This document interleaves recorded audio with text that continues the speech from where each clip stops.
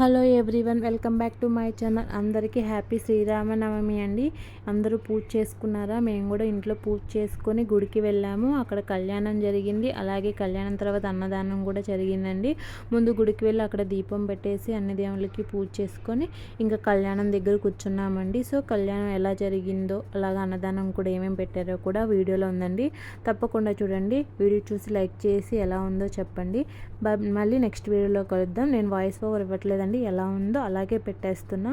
ఒకసారి చూసి కామెంట్ చేయండి ఎలా ఉందో. Thank you.